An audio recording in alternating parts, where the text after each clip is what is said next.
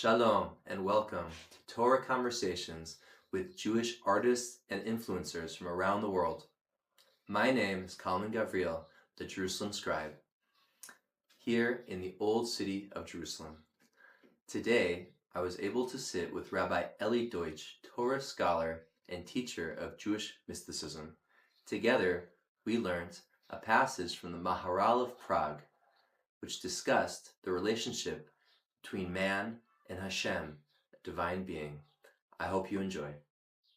Shalom, I'm here in the center of the universe, the old city of Yerushalayim, with the one and only Rabbi Eli Deutsch. Rabbi Eli, thank you so much for joining today. Thank you for having me. I know in addition to being an outstanding rabbi, you're also a mystic. Is that true? Depends who you ask. Okay, if I ask your mom? She wouldn't know. Oh, if I ask you? I might not know either. Oh, if I ask your Rebbe? You'll have to find him. Wow. We can see from this that humility is one of the cornerstones of spiritual pursuits. And so I invited Rabbi Eli to learn a little Torah with us today. What did you bring? So I brought here the Maharal of Prague, who's one of my favorites. And in my opinion, he does a great job of connecting spiritual concepts into bringing it down into a way that we can understand a little bit more. And so, in a big way, he speaks to me, so I figured I'd bring that along. Okay, is it true that the Maharal, he made a golem? That's what they say. Wow. Was he a mystic? I think we can say he was. We can agree on that. I think we can agree on that. Yeah. Wow, this is amazing. Yeah, so let's jump right in. Love to hear the ideas. Okay, well, I'll just quote you one idea that he says... that he quotes a Gemara, but he gives a whole topic on it, and maybe I'll share that with you, okay? He quotes the Gemara which says, Kol makom she'ata motzei gedulato shel HaKadosh Baruch Hu, sham ata motzei anvastamiso. Wherever you find the awesomeness of Hashem, that's where you find his humility. Actually, you just mentioned. Wow, okay? On the topic. On the topic. So he says it, he shares a little bit about this, but he also flips it on its head as well, which is that in the humility is where you find the greatness. What does that mean? He says a lot of times we would think that, when it comes to a king of flesh and blood, when it comes to a person, a human being who's a king, if you want to someone wants to express how awesome that king is, okay? So you would say all of the things that the person rose above in order to accomplish. Like all of their challenges that they overcame. Yeah, or maybe even let's say it was unlikely, let's say, that they would get to that position, right? Or so you would say, and they have this quality, and they accomplished this, and there was this thing that got in their way, and they managed to overcome it, right? Okay. And so he says though that this is because the king, in the end of the day, at the truth of who the king is, ultimately getting all that stuff out of the way, the king is a human being. He's a person. He's like you and me. He's on the ground. He starts in the same way, more or less, that we start, meaning as a person. Saying he's flesh and blood at the end of the day. Exactly, right? So in order to talk about how awesome the king is, it's a move from below to above, right? Okay. So it's like imagine, what they call the American dream, right? Similar thing. Okay. But what's the American dream? The American dream is that here the guy shows up on the shores of the United States, on the shores of Ellis Island. Right. He shows up with nothing, right? Right. Guy shows up with nothing. But then he takes out a loan and he opens up a restaurant, okay? And he's working to pay off the loan. Eventually, he starts to be able to turn a profit. He says, okay, if I can do this here, maybe I can do this also in the town over. Maybe he takes another loan, or he invests and he opens up the same thing in another town, next town over. Okay. And then that works there a couple of years, it turns a profit. He says, you know what, maybe I can take this throughout the entire state, right? And then ultimately, hopefully he's successful there. He takes it to the entire country, takes it, maybe even then gets international. And the point is, and that is like, wow, he's made it. And then you got like Coca-Cola, right, or one of these companies, right? And you talk about, his American dream is from the bottom to all these things accomplished moving up, right? Okay. Like the king, right? However, Hashem, the story is actually inverse, says the Maharal. He says, you know what? Why is it that when the Torah wants to talk about how awesome Hashem is, it says, and he's with the convert, and he's with the orphan, and he's with the widow. like, what does that have to do with how awesome Hashem is? Like, that's how we're saying all over these praises of Hashem, because the answer is for Hashem, for God, for an infinite being, the infinite being's American dream, so to speak, is not from bottom to the top. But the way we think about Hashem usually is that Hashem is like beyond, above. But the point is, if we can get to Hashem even within this world, even within our lives, even in that spot, even in that back alley where you think maybe Hashem's not there, even in that difficult situation where you think maybe Hashem's not there. No. Mm-hmm. Hashem's there too. Wow. Hashem is with us there. Wow. And this is really the idea of what we're trying to do here as people, as souls, as Jews, is to bring that clarity and that consciousness even into this space where at first it might not be there, where at first we might not be all that clear on Hashem and on clarity. And that's what a lot of times people think when they're growing Jewishly, or they think what growing Jewishly looks like, or what being holy or righteous, or they think like what a tzaddik or righteous person looks like is like, they think like the guys like in outer space, like somehow they manage to ascend this world and they're chilling in outer space with God, or something like that, right? Right. But what we're saying, and also you can see it in the beginning of Shulchan Aruch, the Ramah talks about this, that no, the tzaddik isn't, the righteous person, it's not about being up there somewhere with Hashem, it's, can you bring Hashem right here with you? Shavisi Hashem l'negdi tamid. Put Hashem before you, consciously always, right? That whatever our situation is, that we bring Hashem into the situation. It's not like you have to go somewhere. It's not like you have to ascend. It's not like you have to roll your eyes in the back of your head and feel high and whatever, which is, fine. Maybe that's okay, nice, I don't know. But the way we build ourselves in that way, the way we bring light into our lives and into this world, is when we bring Hashem, we say, hold on, Hashem is right here with me, whatever my situation is, whatever the issue is, and just whatever my situation is, as I'm walking through life, right? And so this is a flip, right? And this is how we become a nachas for Hashem, right? And this is how we bring nachas ruach to Hashem. What does that mean, bring nachas ruach to Hashem? It means to, usually that, right, nachas, like Yiddish nachas means Jewish pride, but also the word nachas in modern Hebrew, for example, linachet is when a plane comes in for a landing, right? It's like, when's the plane landing, right? So that's it. We have a big idea of Hashem, but we usually have a big idea of Hashem, but hold on a second. Can we bring Hashem in for a landing? Can we make it practical for us? Can we say that Hashem is right here? That's how we become a nachat for Hashem, right? So just one thing on that. It's amazing you explain this dynamic, the difference between a king, a human king, and then Hashem, who is the king of all kings. A human king starts on a lowly level and then ascends through their own greatness, through their victories and overcoming of different political or military or business, whatever it might be. And we relate to a king in their lowliness. You say, the king also needs to eat. Sure. The king also has ups and downs. The king also needs to work on shalom bayis. The king also has to pay some things and bills or whatever. And that maybe not. But that relatability is the chibur, is the connection. But really, where's that king going? He's going as high as he can. Right. But Hashem, the master of the world, it's the opposite. Hashem is starting far away. How can we connect to an infinite Ein Sof, a light that cannot even touch the finitude of this world? But that's the greatness of Hashem, that no, he comes down to us to make himself relatable into those spaces. So whereas a king doesn't really want to relate, he really wants to be up there, but he does relate because that's his nature. Hashem's nature is not here, but he wants to relate. So he comes down to our Daled Amos. Beautiful. It's amazing. Beautiful. And also we align ourselves with this, and we act as a vehicle for Hashem coming into this world when we're able to align ourselves with the midot of Hashem, with what Hashem is all about, right? Acting in a way that's refined, mastering our midot, mastering our attributes, mastering our emotional intelligence, in order to be a vehicle for being spiritually conscious here in this physical world. So can I ask you a question? Because this was kind of, I was thinking about yesterday. It was on the topic of teshuvah. It's like, teshuvah is teshuv hey. Right. I return to Hashem. I'm like, no, the reason why I fell is because Hashem left me. And obviously there's a dance between these two places. It's our responsibility to connect to Hashem, to turn ourselves into vessels that Hashem, can interact with us properly. But the question is, like, what's the incentive? Why is Hashem lowering himself down to us? That's not a genai. That's not a negative thing. If I lower myself down to the chickens, right, and I go balk like a chicken, What's that saying about me? So what is this kind of dynamic? Why is Hashem trying to relate to us in this world? The idea is that when we go ahead and act in a refined manner. Yeah, let me give you an example. Okay, I have I have this kid.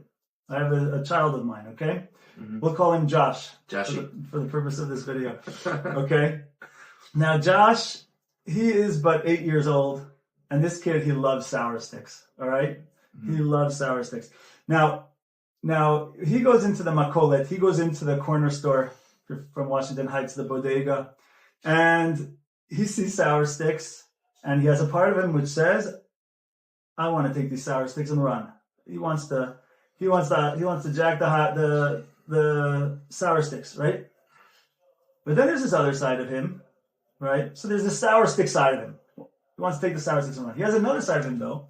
We'll call that the Eli side of him. That's me, which says to him, be a good person, do the right thing, keep the Torah, keep the mitzvot, thou shalt not steal.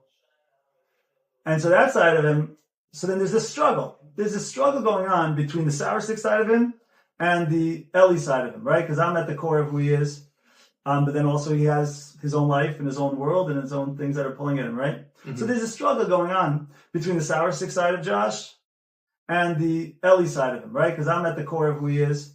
But then also he has his own life and his own world and his own things that are pulling at him, right? So there's a struggle going on between the sour stick side of Josh and the Eli side of Josh. Can you hear? Now me, so he's totally within the struggle. Would you say like Yetzer Tov and Yetzer Hara? Hold on, let's leave that out of it, right? Okay. So now that's him. He's totally within this struggle, okay? But me, Eli, I might appreciate a good sour stick from time to time, but I'm not in the struggle. I don't walk into the store and like, maybe I should take that, but no, maybe I shouldn't. And like, no, I'm not. I'm beyond that struggle. But he is as a branch off of me, but still in the world that he's in, he's really within the struggle.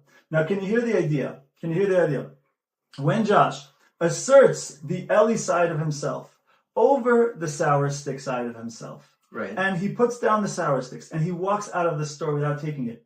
Can you hear that is the greatest in terms of the expression of me?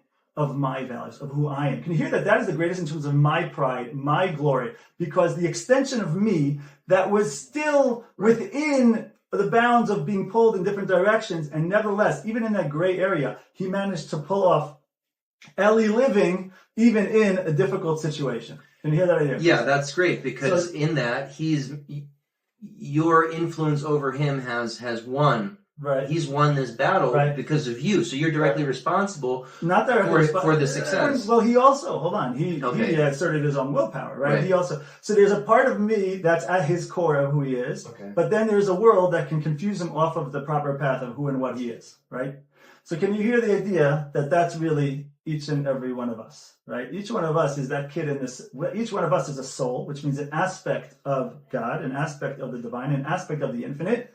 Chelek Eloka mima'al, a spark of godliness from above, but down here in this world, with the different things that are pulling at it, and we kind of lose sight of who we are, what we are at our core. We lose sight of our true identity. We kind of know it, but we kind of don't. And then we're being pulled by all sorts of other different sour sticks of this world, pulling us into different directions, trying to take us away from who and what we are. And then can you hear the idea when me and you pull off, live a little bit of God living, even here in this world, which at first seems a little bit non-godly, and we manage to assert the God side of ourselves over the sour stick side of ourselves. Can you hear the idea that we, in that moment, are acting as the vehicle for the expression of godliness and goodliness here in this world in which God and good is not all that clear, right? And so in that manner, we act as, in that moment, we are being the nachat of Hashem. We are bringing Hashem in for a landing, so to speak, if you will, in this world. We are manifesting Hashem in the space in which Hashem is otherwise potentially not clear. So that's beautiful. Are you saying that we are literally bringing Hashem down to earth when we do that? Or are we just creating a space that now Hashem can come and rest? So all of these different ways I think that it's being expressed in this moment might seem very physical, right? You're like, there's a light coming down, or there's something. I would just say that in all the Kabbalah books say this especially the intro ones, will say this at the beginning, that basically that when we think of Hashem, there's two angles that we can look at, right? Number one is there's the essence of Hashem, and number two is that there's the expression of Hashem, right? The essence of Hashem, the infinite being, as far as we talk about Hashem as the infinite being, right? We cannot wrap our minds around that, right? Meaning what we're trying to think about, we're using gray matter, our brains, to try to think about something that is beyond matter. Doesn't work. So we can think abstractly. We can touch the idea that there's God. We see everything here in the physical has to come from somewhere. You take it all the way back. There has to be something beyond the physical that brought the physical into existence. So we can touch the idea that there's an infinite being, but to truly wrap our mind around what that means, that is beyond us. That is beyond us, right? Because that if we could do that, then Hashem would be smaller than us. We would be bigger than Hashem if we had a full understanding of Hashem, right? So the essence of Hashem, that is beyond. But the expression of Hashem, that is entirely what we are about. So are you saying? So we act as that vehicle for the expression of Hashem. That's the idea of the Jewish people being a light unto the nations, right? What does it mean, a light? It means we're bringing about clarity of what is. It is there already, whether we realize it or not. We're revealing the clarity of it, right? So it's like the sun and the moon, right? Like the sun has the theoretical ability to light up the entire world at night, but it's night. It doesn't work that way, right? What it needs to do, the role of the moon is to reflect that light, and based on where the moon is at, that's how much light is going to get to the world at night, right? And so the idea is that the Jewish people are that concept of the moon, right? Mina Hashem is here 1,000%, but how much we perceive Hashem, that's what we have.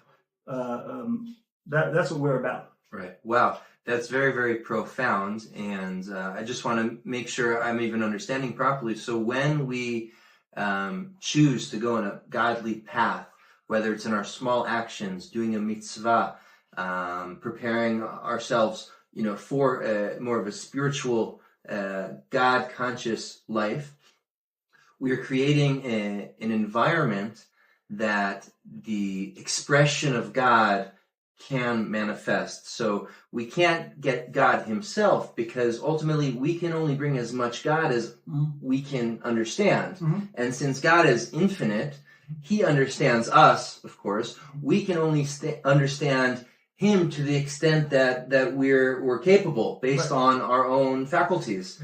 But by creating that space for God, we almost act like the moon, which is then reflecting the light of God and then into the night sky. Right. And I would add just one thing, that like sometimes people feel like, well, so hold on a second, there's a limit to my relationship with Hashem. Well, that's how it works with everybody. Right. You don't understand the essence of anybody. I don't understand anything. I don't know nothing. But at least you know that you don't understand. Yeah, sometimes. You don't understand. Okay. Sometimes I fall and I think I know. That's the problem. But the thing is that anyone you have a relationship with, that relationship is only based on the amount that they express themselves to you, based on the amount and the angle by which they express themselves to you, and you receive from them what they're expressing to you, right? So there's the essence of everybody, and then there's the expression of everyone, right? So whatever we're saying about Hashem, it's really existing by everybody. Wow. Right? So this is actually one of the ideas about one of the reasons why Kabbalah is called Kabbalah, is because it's related to the Hebrew word makbil, which means parallel. Because everything here in this physical world is a parallel of a deeper spiritual reality. Right. So similarly, just like we see this in terms of our relationship with Hashem to us, the truth is it's also in all relationships, right? There's an essence of who you are, and then there's the whatever you express to the other person, that's all they know about it. Whether it be in terms of your communication by way of verbally, or what you write to them, or your facial expressions, or your body gestures, all of these is the expression that you are giving forth to the other person. But the essence of you remains unknowable. They can only be relating to you to the extent they're experiencing. Wow, that's really, really powerful. I had never heard that before. You're making it sound so simple. Did I just come here to repeat stuff you already heard before? But that the word Kabbalah, mysticism, comes from a Hebrew word like makbil, which is paralleling. That makes us realize that even the small actions in this lowly world, in our finite existence, is a reflection of something so much more and so much greater. And I just want to thank you so much, Rabbi Eli, for learning a little bit with me today. I would love to learn more. And until next time, God bless from Jerusalem.